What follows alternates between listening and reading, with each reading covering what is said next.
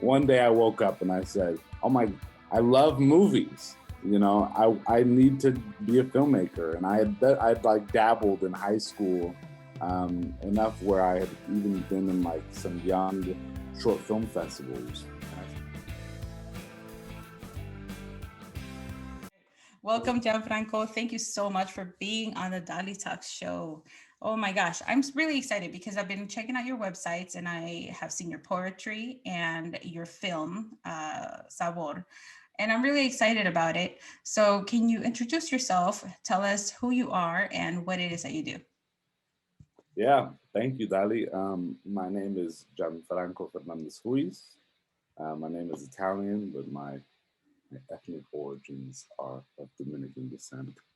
I'm from the East Coast originally, staying in Utah. I like to always say that the thing that's at my core is my ethnicity, not in like a national sense, but you know, I feel very close to my identity that way. So I am first and foremost an Afro Latine or Afro Latinx, however it is that whomever's watching might feel most comfortable about my presentation on this. But I am that, and in addition to being that, I am a filmmaker and I am a poet. Um, you know, I probably lean a little more heavily into the filmmaker side than I do the poetry side. But I love both things. I mean, art is just one of those special mediums that you can walk in and out of. You know, Yeah. I could be both a filmmaker, I could be a director, writer, and also be a writer of prose and nonfiction and of poetry, and I can do them, you know, intermittently, swapping all the time. Um, but yes, my life is that of a filmmaker, and my heart is that of a poet. I love it. Yeah, I love it. So I was checking out your work and I find it so beautiful. And I definitely see your passion for your ethnicity, for your identity and what you do in your poetry and your film. So when I was watching this, I couldn't help but think,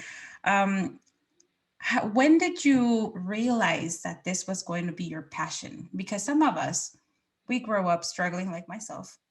Mhm. It takes us years to find out what it is we want to do, but yours is so rich, and I'm like, he had to have known when he was little.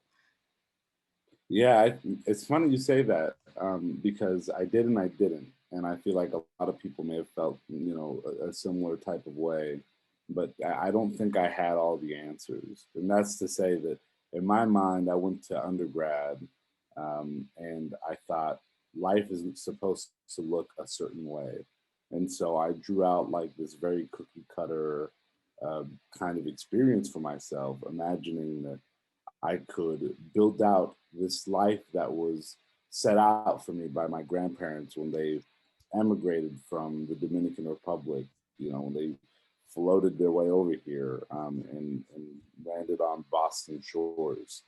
So in my mind, I just thought, of course, I'm meant to go and either change the world in academia or, you know, build a legacy in business. Um, but as with anything, once you do something for a while, you start to realize this is not my calling. I may like what I'm doing, right? Like I like that I get to teach children uh, because I was an educator, and I like to do sales because I like people, and I think that I can speak genuinely about things and passionately about things that I'm interested in. But again, that is not like the end all for me. And so I just kept going back to this thing, as it were. And some people find it on the way. I Mhm. found it a long time ago, so I was just very lucky that way. But I kept going back to this experience of when I was jovencito and you know, I was in Boston and you know, my mom worked like 80 hours a week and I was raised with my grandparents and they were old and I was young and that was a dichotomy in and of itself.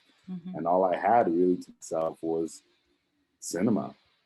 You know, I had Blockbuster and I had You know, there was no Netflix, there was no YouTube, you know, there was just like, I could watch either cable if I had it, if I was lucky enough to have cable, or I had a VCR, I'd pop in a tape, I'd sit there and I'd watch this film over and over and over. And then the only day that my mom had off was on Sundays, and ritualistically, you know, la pobre, because I'm sure she was just so tired from working 70, 80 hours. In her mind, she was like, I have no desire to take this cat to a park or something like that to like watch him play. So the idea had always continued to revolve and become this, you know, routine of going to the movies on Sunday and then getting ice cream. So I just found myself at the theaters for years of my life every single Sunday, and that was something that anyway, one day I woke up and I said, oh my, I love movies. You know, I need to be a filmmaker. And I'd like dabbled in high school enough where I had even been in like some young short film festivals. And I say young as in for young people. And so I went back to this and found that this is my calling. This is always what I was meant to do. That was very Wow. long-winded, but that is kind of the experience. And other people will, for those of you listening, not everyone's going to have the same thing. There are others that are going to have this happen in very different ways. Yeah, no, I love that long-winded story about how you came to realize that you love film. And the reason I ask that is because so many of my viewers have children who don't know that there are possibilities such as filmmaking, especially for us who are minorities or people of color, and even the parents sometimes. And I remember finding out about financial aid. And as a matter of fact, last night I was having a conversation with my sister, and I said to her, you know, I don't know what I would have done had I known that that was a thing, a possibility, an option for me to go to college. Because the reason I joined the military was for the college. So who knows how that would have shaped my mind and my life about, you know, education and what to do. So just like I didn't know about financial aid, something that today it's pretty common, you know, somebody watching might not know that there's Gianfranco making films, and you look like this, you know, like you're brown, you have curly hair, you're Latino, you speak Spanish, and that's not something that we see so much in the film industry. And it makes me very excited because as I was looking over your stuff, one of the things that I love that you do is that you are retelling the stories of us. You are debunking the stereotypes, and you are one of the stats that I think that I read on one of yours was that like um, I think it was like 80% of people in the media are depicted as one way. Like I think you said they are. Forgive me if I'm wrong. I think you said it was like their maids, or you know, these roles, these menial jobs that they hold, but in reality it's only like 30 some percent that actually do those jobs. So you were debunking that stereotype of how we are and what we do, you know, Right, in real life. right. Yeah. Yeah, yeah, I think it's a little less than that. And I don't want to try to quote my own self even, but we like search to study, and that was essentially, that was a real study that's been done um, by an institute out there, and maybe I'll send it over to something afterwards. I can't remember right on top of my head, but yeah, it's a lot of times we fall into these stereotypical roles, so much so that, well, you know, Hollywood, you praise on it. They'll take a moment and they'll kind of go, you know, all right, this is the hero story, as it were, that this person be a janitor or be a, you know, uh, a very intelligent friend if they're Asian or something like that, kind of nerdy, good at math. Or if, again, maybe they're working at like a fast food restaurant. And anyway, these are like constantly the things that they bring to the forefront. Listen, you watch anything on TV long enough, you're going to believe it. Um, Yep. there's just, that's kind of the way that it is.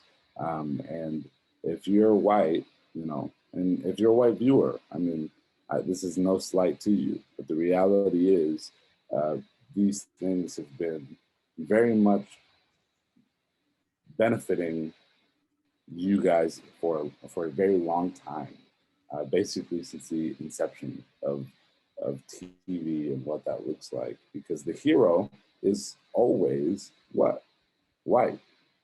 Yeah. And now we're getting to a place where we can have diversity and what that looks like and it be okay. You know, that's Yeah. not saying we never have another white hero again. It's saying we can have that, but also let's equally share the stage and have Black heroes and Latinx heroes and Asian heroes and Indigenous heroes and, you know, LGBTQ heroes. And, you know, and really anything on the spectrum. There's so Right. many things that exist that uh, we don't realize because they have some different neuropathical, you know, identity and neurodiversity than we do. Yeah. So, Gianfranco, was there a particular event in your life that made you realize, hey, I really want to do film, but I want to do it this way. I want to make sure that our people are depicted correctly. Exposure. I don't think it was like one event. You know what I mean? I think it was multiple events of me watching not myself on screen and going, why do I love this? And that was really the question, right? Because in my head, I keep thinking, I'm watching this, looking for myself, and now I'm pulling at these kind of threads, hoping that I can recreate an image of me. So I'll go, oh, that characteristic, courage.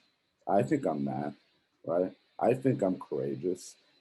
I'll pull on that thread. Let's see where that takes me. Oh, I funny. That's me. Let me pull on that thread for a while, see where that takes me. But at the end of the day, the characters were always not really a reflection of me. They didn't look like me and talk like me and think like me. And all the characters that did kind of look like me were toting guns and rapping. I didn't understand why that was like always my reflection. So that's kind of, I think, initially the starting point for me, but that happened over a course of time, right? Over a period where I went, something is wrong with the way that I'm being depicted on television and or in movies. And if my core, when I'm looking for that, is in storytelling, is in narrative, if I'm going constantly like I love, well, what is it that I love about movies? I go back, I go back, I go back, I go back. And it's this idea of being able to tell a story concisely, but that has deep and holding effect. And it doesn't for everyone, but for many, it has this ability to broaden perspective, to speak truth to power, to hold conversations with communities.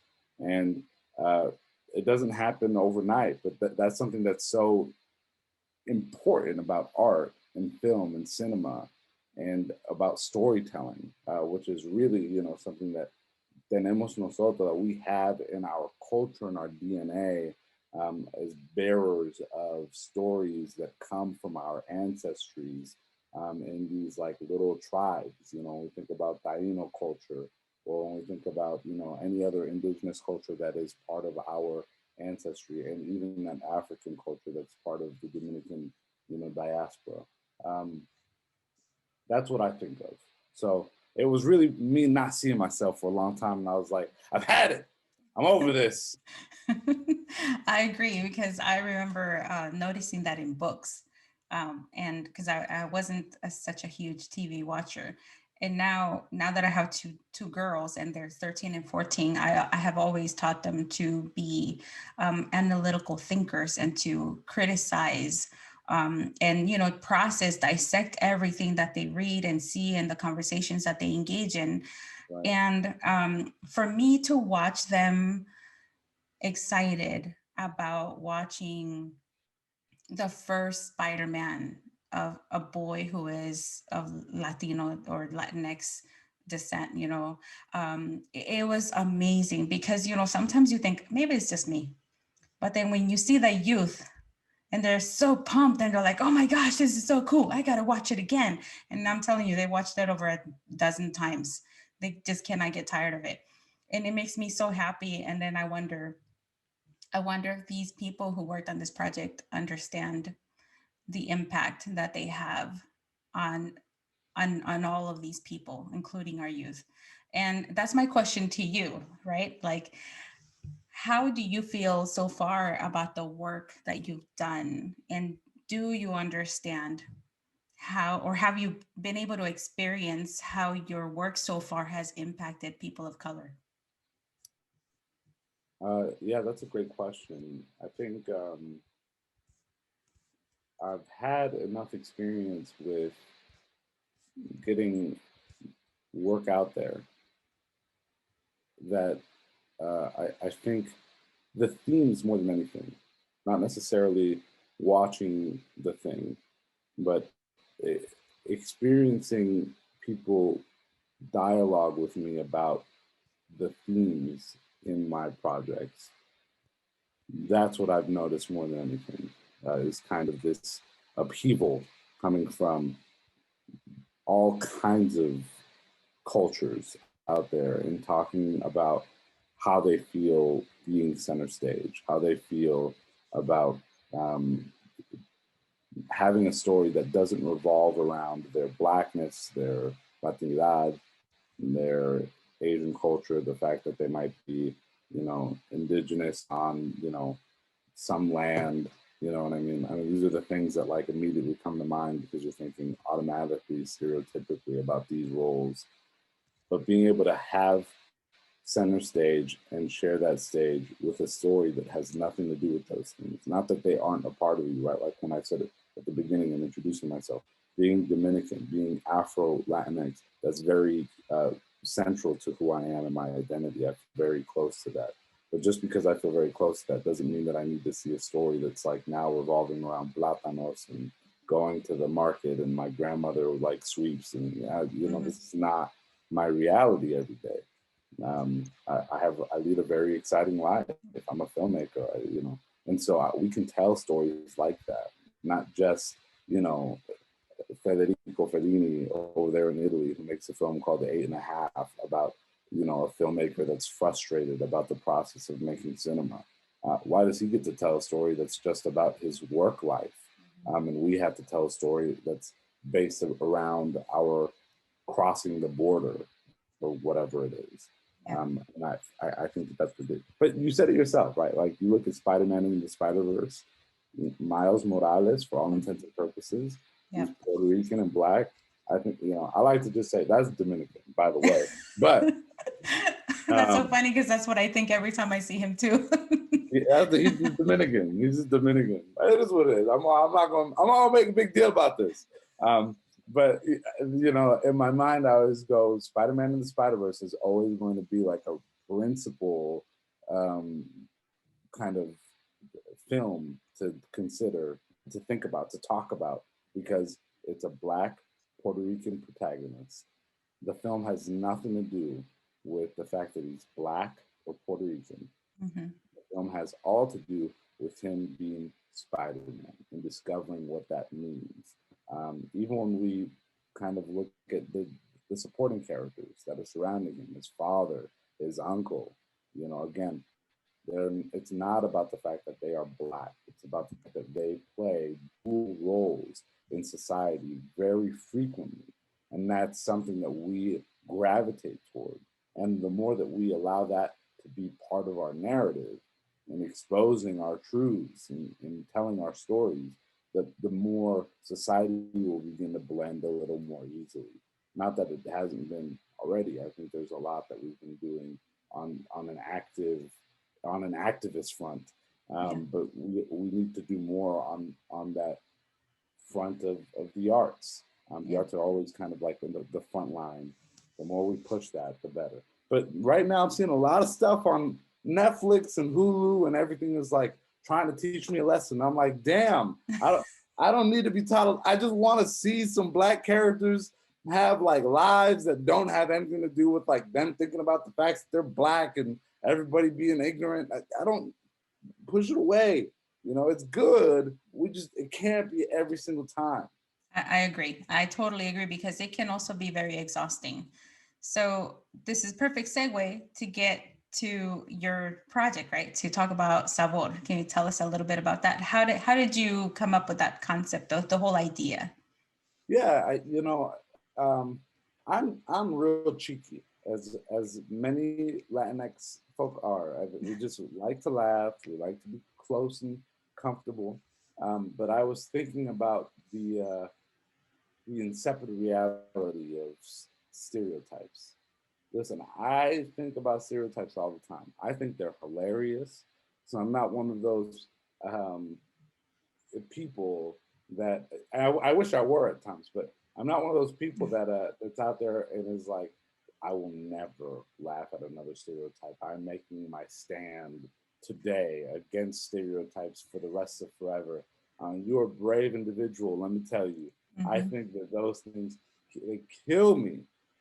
But because they kill me, I allow them to inspire me and to speak something into me that maybe I can create and then have commentary on.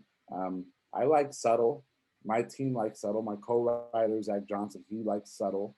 Uh, my yeah, I think subtlety is the way. So we came up with this story where its themes revolve around stereotypes, revolve around people that are trying to make a regular life for themselves and are being dragged into being not even what they are, but other things that supposedly they should be.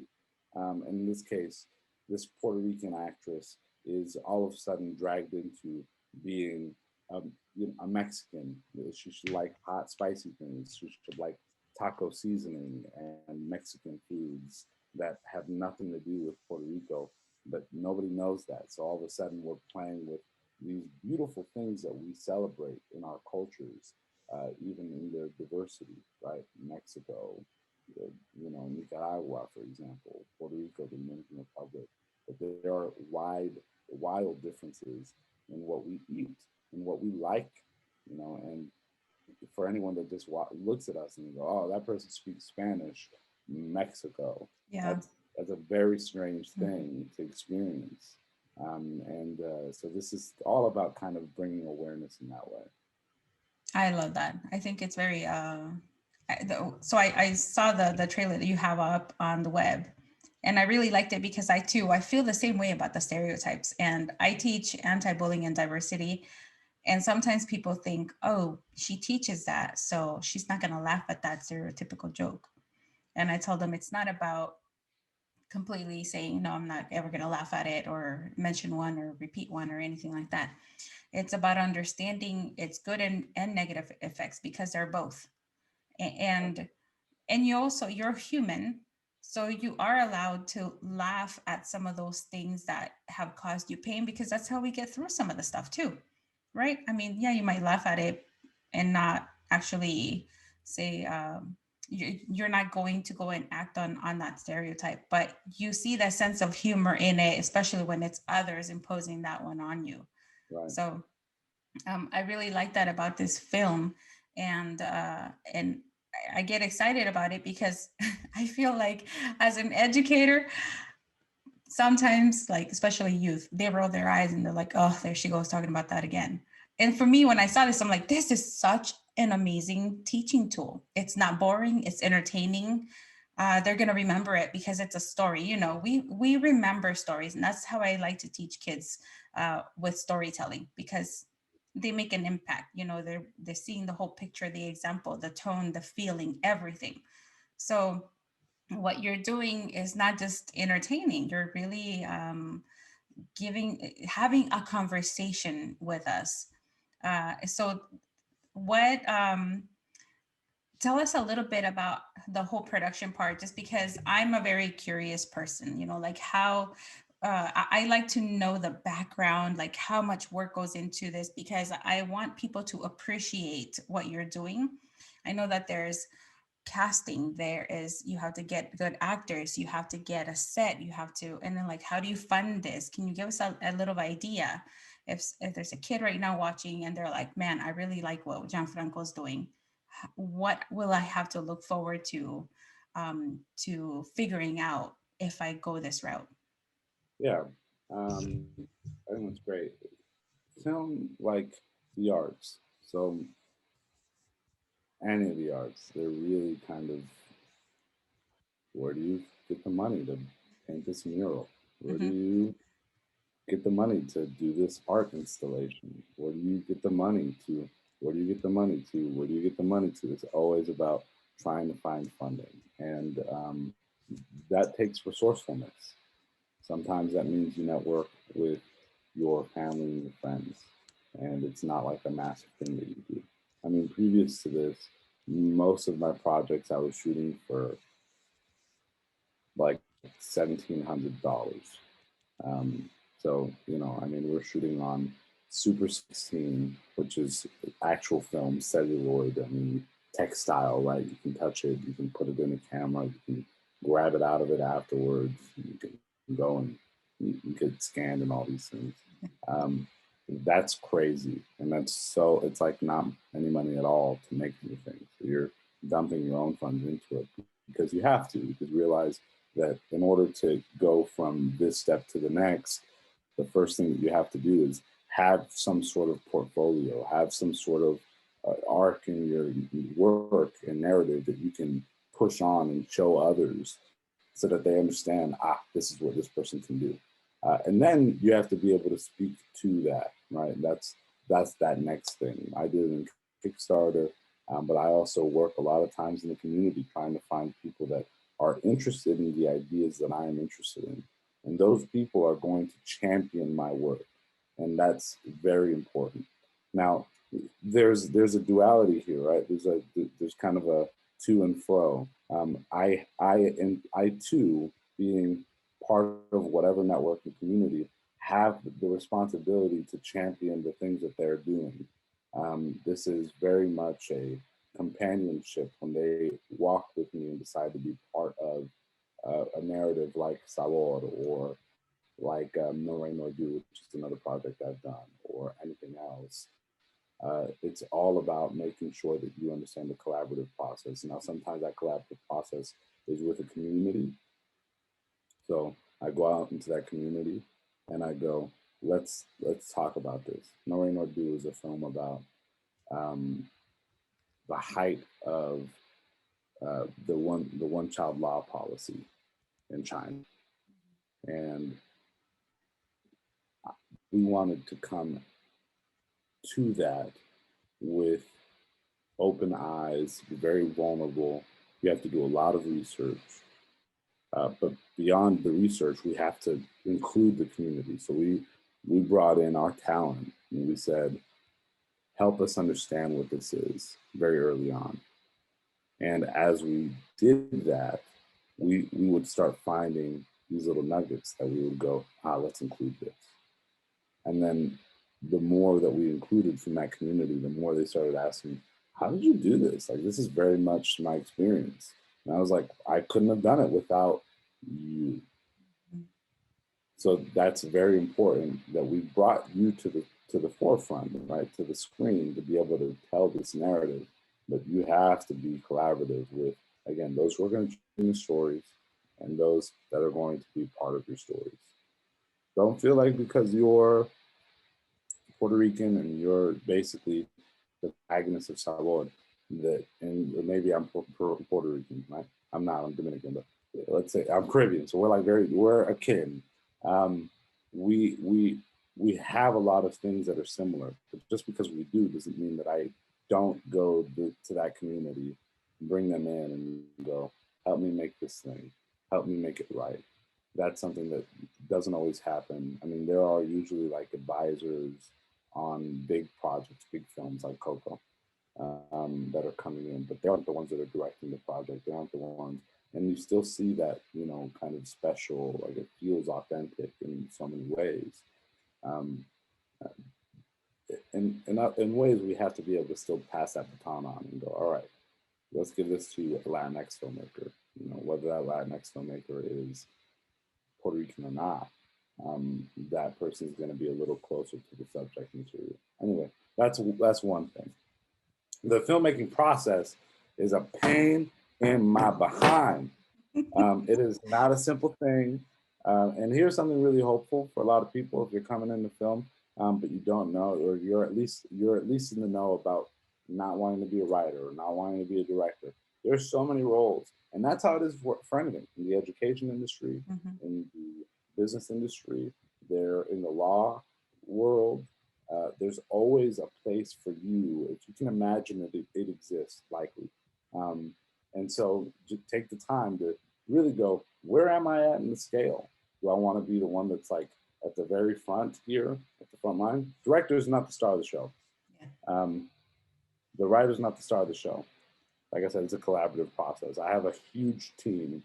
And when I say huge, I mean like they do a lot of work. We're not that big, but we have a great team that goes out almost every day and is producing and doing a lot of legwork and casting, and getting more funding and getting, partners, and going out and trying to find distribution. I mean, these are all things that we're trying to work preemptively. And then at the same time, you're working with your art team, and your art team is your cinematographer, your production designer, your art director. They're the ones that are coming in, your costume designer. They're coming in and they're outfitting the world. They're making it breathe, right? They're putting the plants in the background and making sure that things are colored a certain way so that it pops a certain way on screen based on what it is the narrative is trying to say. And all of those things are kind of interconnected. Not one of them is like, obviously the director might have the vision, but the director, again, he's more like a chorister, kind of leading things on that way. But together are the voices that are amounting to this chorus, to this choir, and that's what you have to keep in mind. If you're looking into film, just remember this: it's not about you; it's about the community that you're working with and the people that are making this film happen. And whatever it is that you want to do in that, just remember that it's all about trying to work together to make this chorus kind of swell. Yeah. I'm so glad that you gave those examples, because I think that when we watch film as kids, especially, we think, oh, it's all about the actors. But there's so much more than that. And I distinctly remember the day that I realized, whoa, wait a minute. Somebody has to dress them. They have to do their hair. They have to do their makeup. Somebody has to build a set. Somebody has to paint it. Somebody has to write that story. Then there's a table reading and everybody has to know exactly what's going on. Then there's the camera people, there's the lighting people, and I was like, whoa, that is a lot of work. That's a lot of people that depend on you also as a director, as a filmmaker. And I depend on them.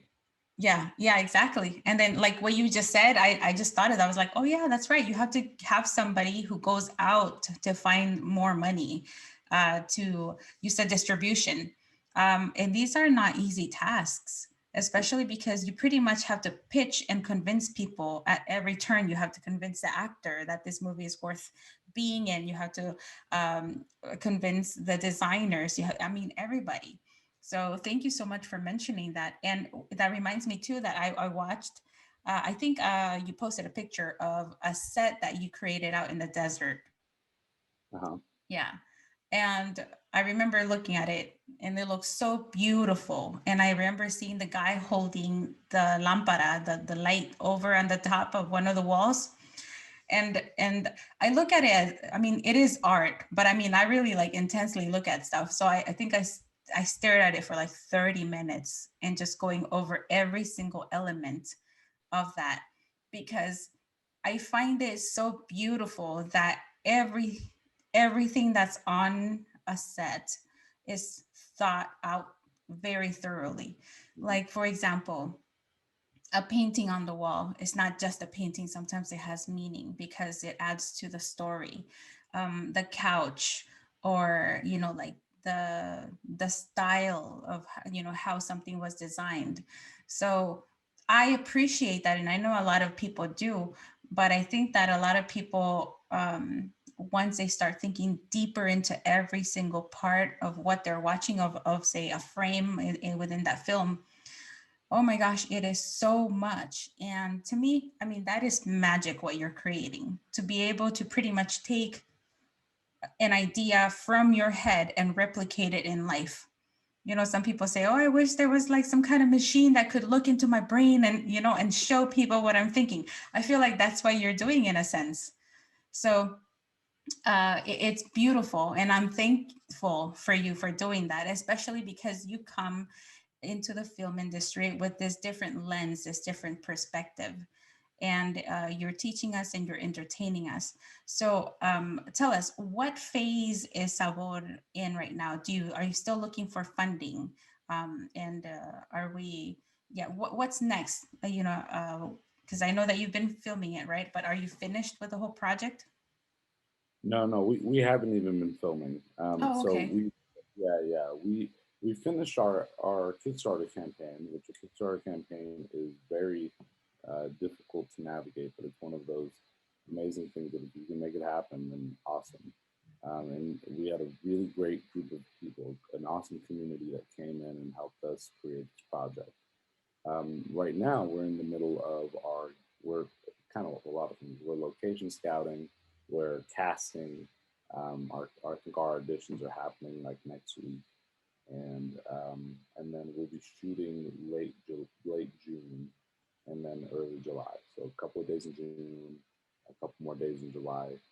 Yeah, we'll be done with the production part of it and moving into post-production, which is in and of itself its own, living, breathing monster that we have to take care of, and that's creating, an editor's draft of the project. So the editor comes in and edits and edits and edits, and then gives me like an editor's kind of version of the film. And then I work in hand with the editor to kind of create that vision that in my mind, the editor probably knew already. And I'm going, okay, change this, change that, change the other, until we get to picture lock. And then once we got picture lock, and we've moved from the director's cut, then we're now getting sound design, and we're getting the score all the way taken care of and putting in the right spots. We're doing spotting with the composer. Um, we're throwing in all the Foley. So again, that's sound design. There are a lot of moving parts, but that's afterwards. So yes, we are looking for funding for post. That's always going to be one of those things that needs to happen. You can't just make a film. You've got to plan for the pre-production part where there's money there. You've got to plan for the production part where there's a bunch of money that you're spending there, most of it really. And then a nice chunk you're spending in post to finalize the picture. So can you tell us, how long has this entire project taken so far? This damn project has been probably, I think we've been at it a year already. And that's not, I mean, the first 9 months was working on the script and working on the assets for us to start our Kickstarter campaign.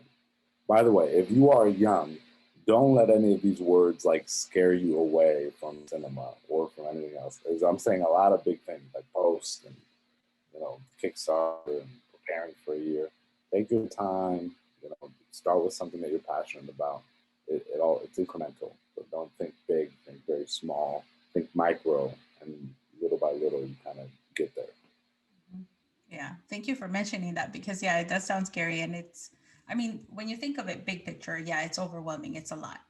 But like you said, breaking it down like any other task in life, which I think we should be teaching children to tackle at micro levels, and mentioning that more.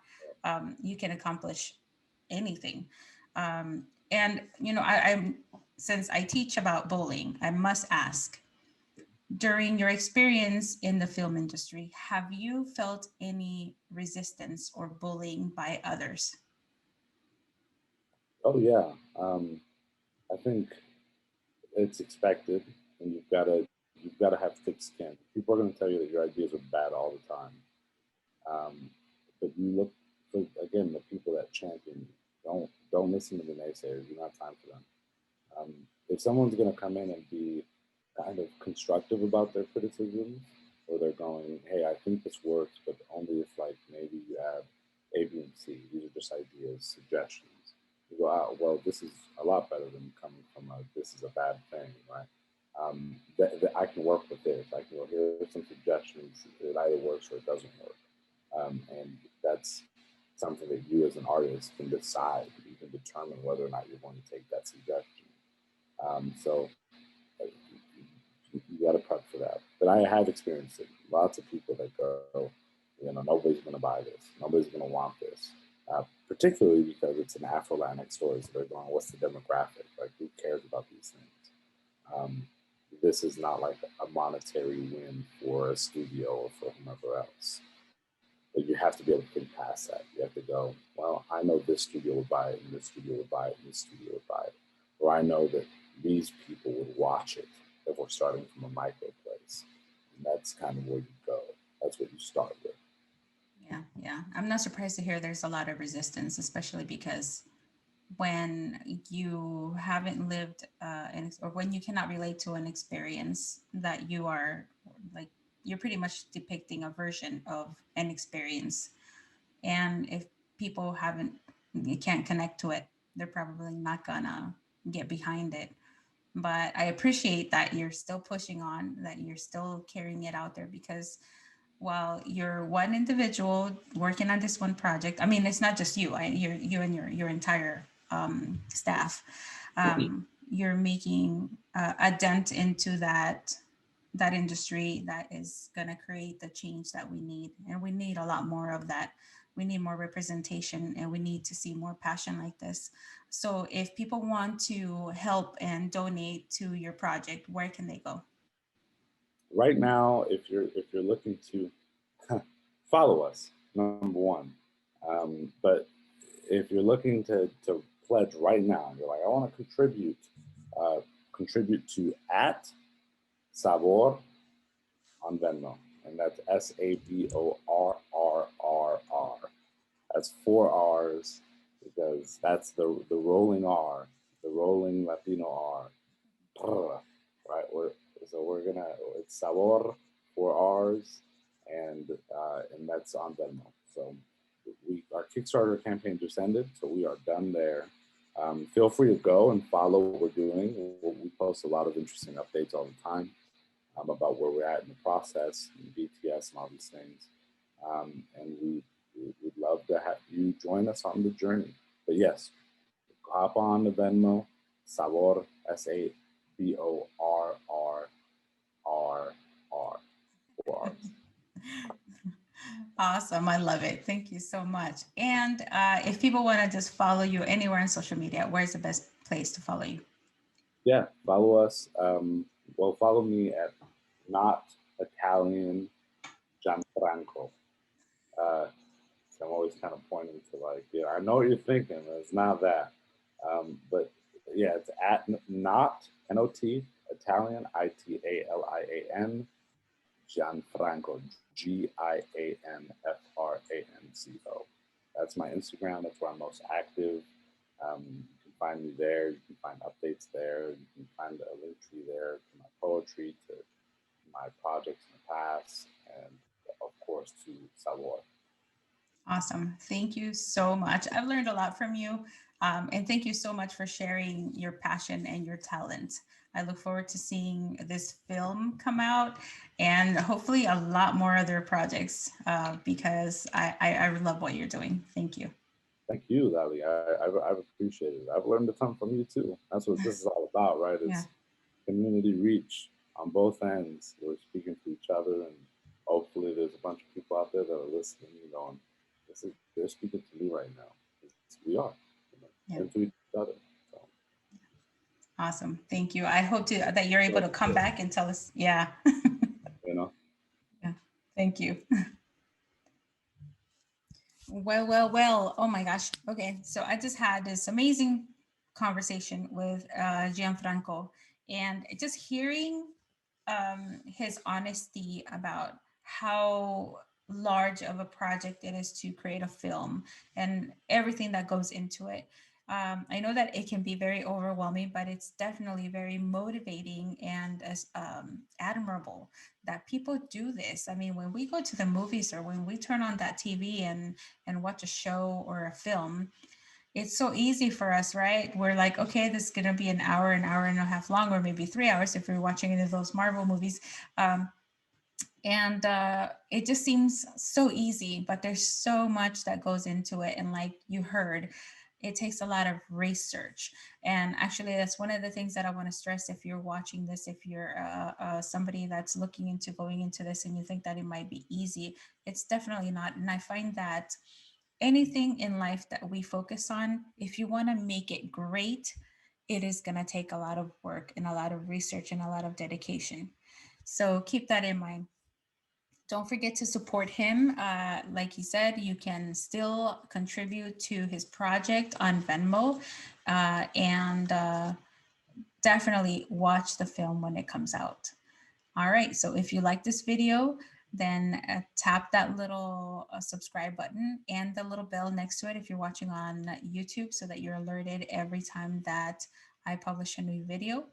And come on to Dalitalks.com so that you can subscribe for our newsletter, so that you can subscribe to our newsletter so that you are informed about upcoming guests, events, and so that you can get more resources like these. Thank you so much for watching, and I'll see you next time.